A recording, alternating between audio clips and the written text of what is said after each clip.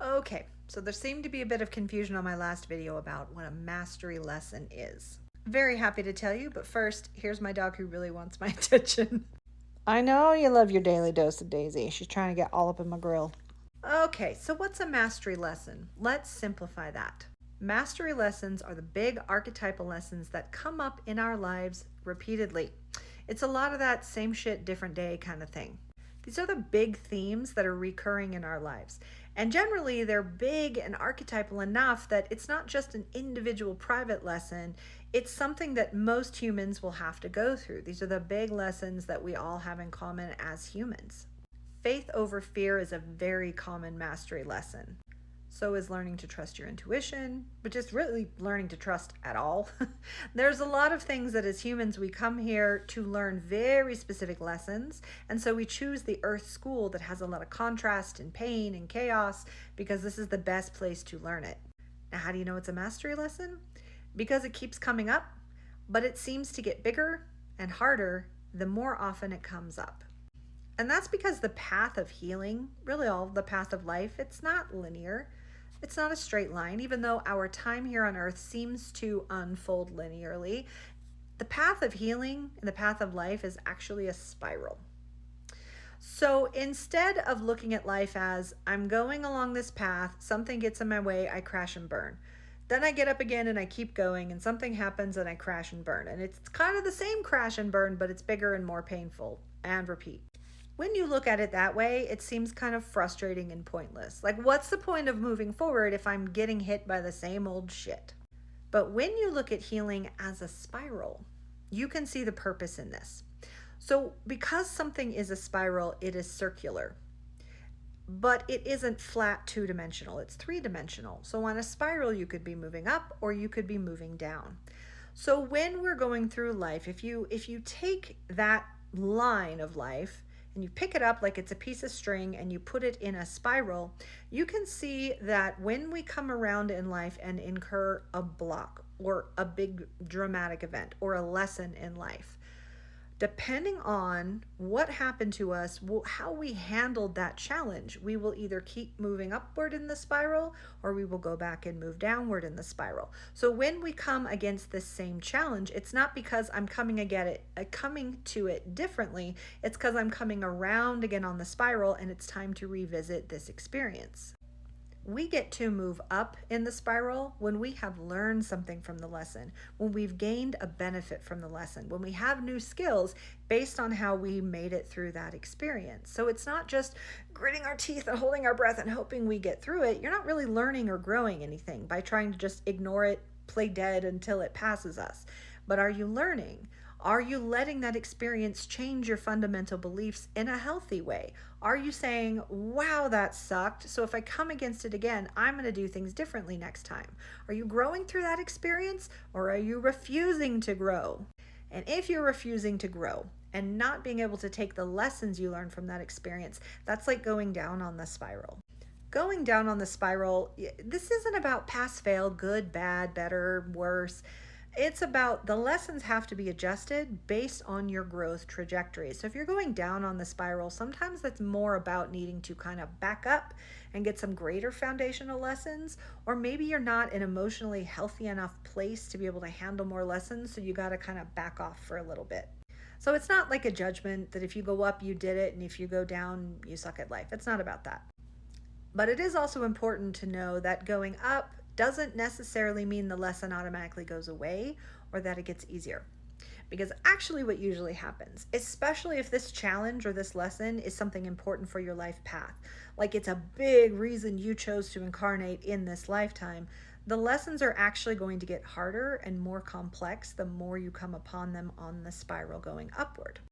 But it doesn't mean you're without resources. It doesn't mean it's just harder and you're never going to get over it. Because remember, if you're going up the spiral, you're taking the lessons and the growth and the wisdom and the experience that you accrued last time. So as you come around to this challenge again, you have these tools and you're supposed to use them to apply them to help you get through it this time. So even though it's more complex, potentially more challenging, you have more resources. You can navigate it even better this time. Now, as souls, as infinite souls who come down into various incarnations for lessons, We know we're eternal. And so growth is the goal of most souls. It certainly is for souls who are incarnated on earth right now. We came here for the challenge. We came here for the obstacles. We came here for the growth.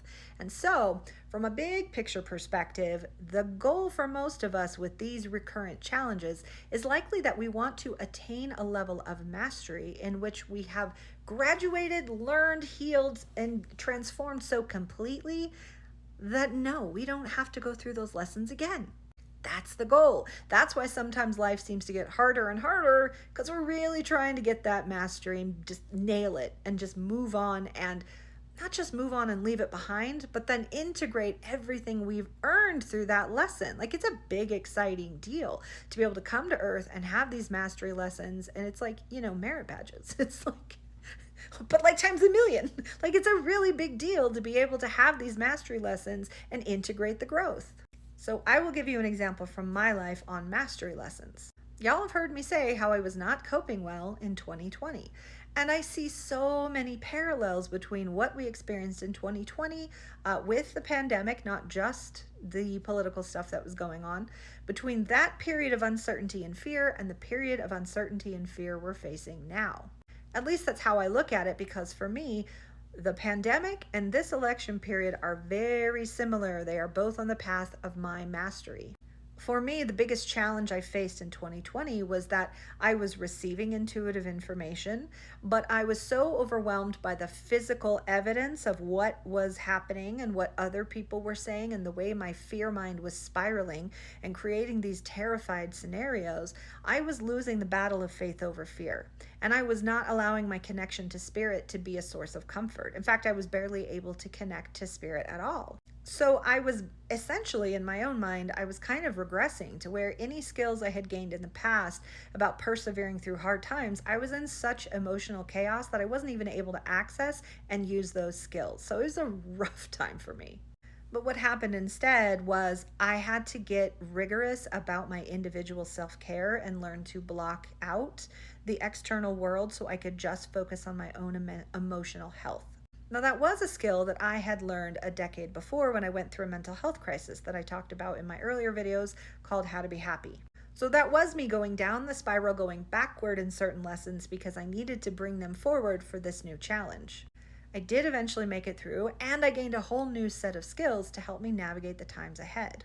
So even though I started out by failing the mastery test, I did eventually conquer that level.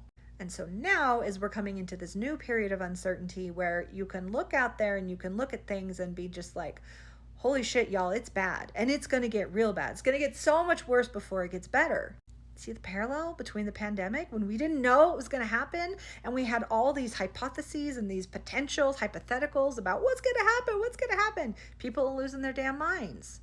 But with those skills that I learned last time, I have been able to say, hey, look, I know there's a lot of ideas of how this could go, but I'm going to rely on my skills to help me sail through this and choose my faith over fear, to find my inner peace, to find my zen, and to use my connection to spirit to help me see, but what else could happen? Is it inevitable that we're going to experience all the physical fear that people are projecting onto this reality? Or is there another path? Are there infinite paths? And are there infinite ways that I can navigate the road ahead? Being able to use and call upon all these skills is what's allowing me to literally be laughing through all this. You have seen me laughing. Anyone can look at the news and interpret that any way they want to. My natural response has been to laugh at the absurdity of it because I've been through the fear. I've lost my mind in fear, and I know that everything I was afraid of did not end up happening before. I used my intuition to navigate. I sought higher potentials. I used my divine creator manifestor abilities. I took practical steps to protect myself. I did all the things, and I made it out of that. So I know that no matter what happens now, I'm gonna make it out of this. We're gonna be fine. This video is super long, so I'll end it at that, but I'm gonna make another video about the mantras that I use to get me through that rough time that can help you through this time.